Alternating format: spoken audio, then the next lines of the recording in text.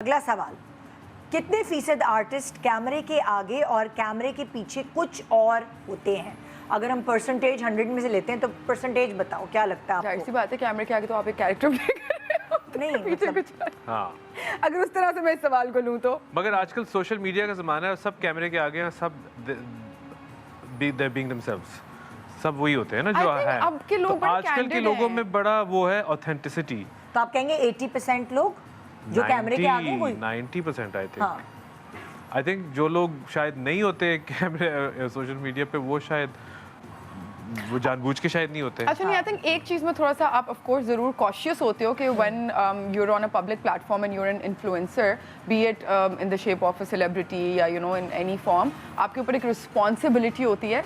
तो आप कुछ चीज़ों को जाहिर सी बात है एक मैनेज करके चलते हो कि यार मेरे मतलब मैं कोई ऐसी बात ना कर दूं जिसका गलत इन्फ्लुएंस हो जाए लोगों पे, या कोई ऐसी यू नो ऐसी चीज़ ऐसे तरीके से कुछ रिप्रेजेंट ना कर दूं। तो वो एक रिस्पॉन्सिबिलिटी की वजह से मेरे ख्याल से कहीं ना कहीं थोड़ा बहुत हमारे अंदर से वो शरारत और वो यू नो बचपना और वो चीज़ थोड़ी निकल जाती है, बट उस सेंस में बस। बट अदरवाइज 100% नहीं हो सकते क्योंकि देयर लॉट ऑफ थिंग्स कि हम डेली लाइफ में कहते हैं करते हैं, बहुत सारे मजाक और वो ऐसे होते हैं जो हम जो था नहीं शायद कर थोड़ा सकते। फिल्टर करना पड़ता हाँ, है। बिल्कुल। और फिर बुरा भी लग जाए ना लोगों को। हाँ, बहुत तो सारी वो लोगों की सेंसिबिलिटीज देखते हुए उनके मतलब कि यू नो फीलिंग्स को देखते हुए we have to sometimes filter these things, but I think कि आजकल के ज़माने में authenticity is what matters and people are connecting with you के कि आप कितने ओरिजिनल हो, कि आप कितने ट्रू टू योरसेल्फ हैं। आप यकीन जाने यहाँ गेस्ट भी आता है ना, और वो अगर रियल होता है तो लोग ज्यादा पसंद करते हैं, इंटरव्यूज भी बहुत पसंद करते हैं, और अगर कोई फेक होता है तो वो भी लोगों को समझ आ जाता है।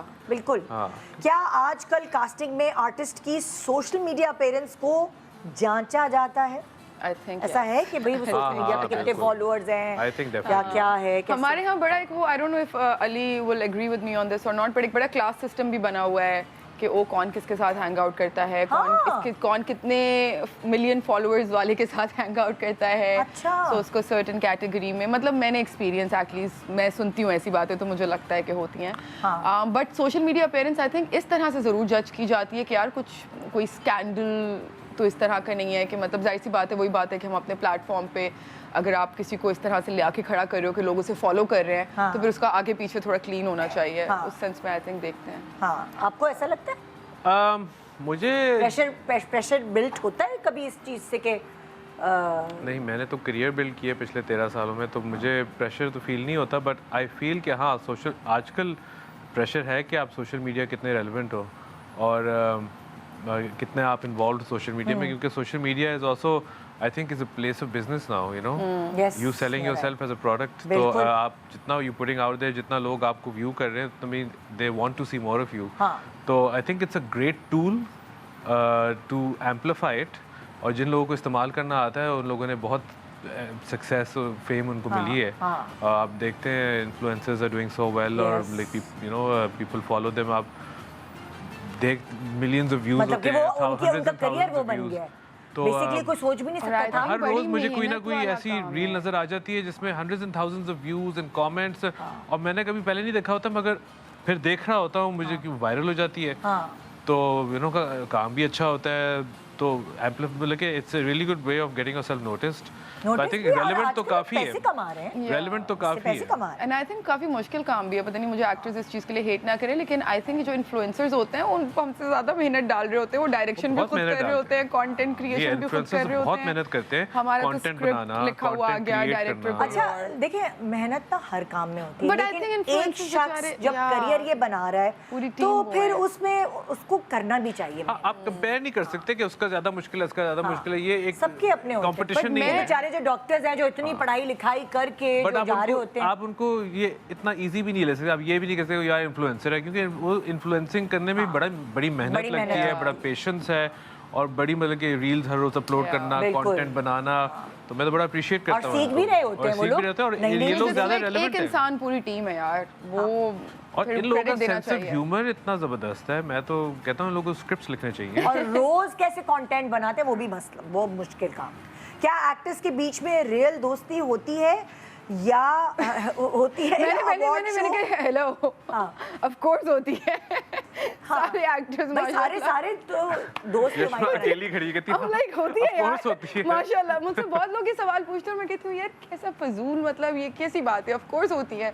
मतलब ये मैंने तो कभी एक्सपीरियंस नहीं किया कि नहीं होती हो, मेरी तो सारे माशाल्लाह से। तुम नेचर वाइज काइंड हो और तुम नेचर वाइज दोस्त, हर किसी के नहीं होता। मैंने बहुत सारे लोगों को देखा है, बहुत सारे लोगों की मतलब की भी दोस्ती होती है।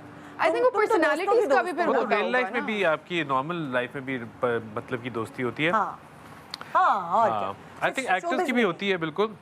आपके अपने लाइक माइंडेड लोग होते हैं तो आप उनके साथ ग्रुप होता है और बस आप, क्योंकि एक तो सबके पास इतना टाइम नहीं है कि हर बंदा एक दूसरे के साथ मिले और हैंग आउट करे। जब हम लोग मिलते हैं एक दूसरे के साथ, हम लोग बहुत एक होते हैं। नहीं, आई थिंक वो ये सवाल इसलिए भी आता है because we are all fighting for the same thing, you know, we are all like ऐसे लोगों को लगता है कि we are competing each other, लेकिन हमारे ग्रुप में तो माशाल्लाह से कल रात को भी जब हम सबूर की केक कटिंग करने गए थे तो किसी चीज़ पे कोई सिद्रा को एक प्रोजेक्ट ऑफर हुआ था, तो हम सब जो है ना इतना उनको वो पुश कर रहे थे कि नहीं ये आपके लिए अच्छा है, आपको करना चाहिए, कि एंड पे जो सिद्रा का मैनेजर था वो ही वन लाइक तुम क्यों नहीं कर लेती। मैंने कहा नहीं अभी उनको ऑफर हुआ है तो मैं उनको बोल रही हूँ। तो मैंने कल भी टेबल पे बैठ के रियलाइज़ किया कि माशाल्लाह से even Saboor was so like you know in it के नहीं सिद्रा इसके अंदर ये अच्छा है, ये अच्छा है। फिर अरीबा भी अपना इनपुट दे रही थी, मैं भी, तो हम लोग तो एक दूसरे को बल्कि बताते हैं। एक्टर्स आई थिंक ये अच्छी बात है कि एक हो गए हैं तो एक दूसरे से मशवरे जब लेते हैं तो ऑनेस्ट ओपिनियंस और ऑनेस्ट फीडबैक मिलता है। जो नई जनरेशन है वो थोड़ी सी डिफरेंट है बिल्कुल, वो इस चीज को लेकर। आपने नहीं बताया दोस्ती वाली बात, अच्छा बता ही दी। इनफैक्ट मुझे वो जो मशवरा जो मैं कह रही थी मेरी एक सीनियर ने दिया था, वो किंजा मुझसे एक्टिंग में सीनियर है, तो किंजा ने मुझे वो मशवरा दिया था सेट पर। अच्छा, कभी भी सीनियर बोल दिया है, मतलब कि नहीं किंजा मुझसे उम्र में बहुत छोटी है, किंजा मुझसे उम्र में बहुत छोटी है, करियर में मुझसे सीनियर है।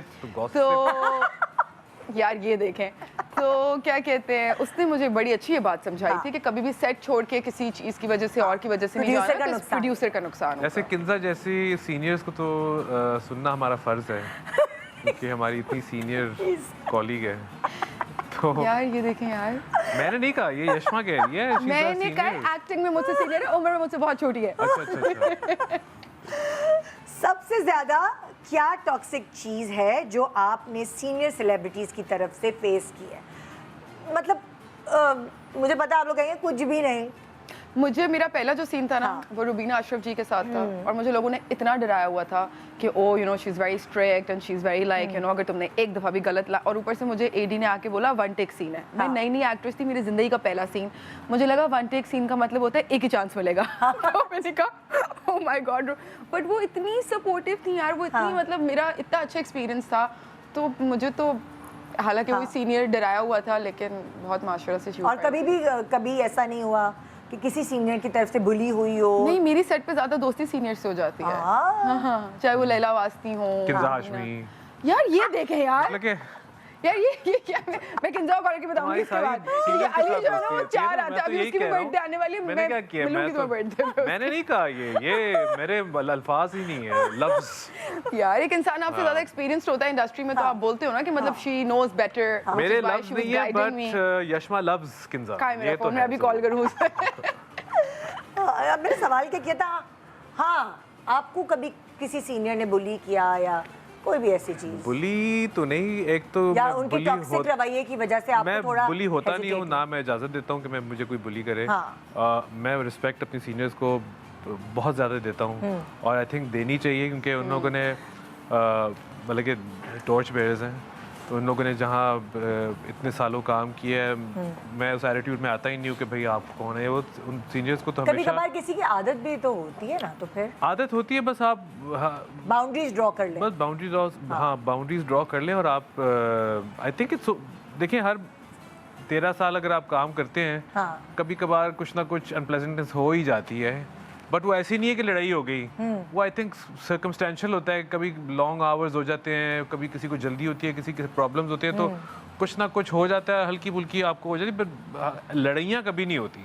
लेकिन आप दोनों रिस्पेक्ट देते हो ना, तो इसलिए आपका और देनी चाहिए। आई थिंक सीनियर्स को तो आपको वैसे ही रिस्पेक्ट देनी चाहिए क्योंकि उनसे ही तो आप सीखते हो और उन्होंने भी इतना सारा काम किया, वो मतलब कि बच्चे थोड़ी हैं, उन्होंने हमसे बहुत ज़्यादा काम किया, बहुत पहले से शुरू किया है, तो हम उनको आके अब ये तो नहीं सोच सकते ना कि भाई ये कौन है। अदरवाइज ऑल्सो हमारे घरों में भी तो लाइक विद एज आपका पेशेंस थोड़ा कम हो जाता है, तो आप so okay you know you understand.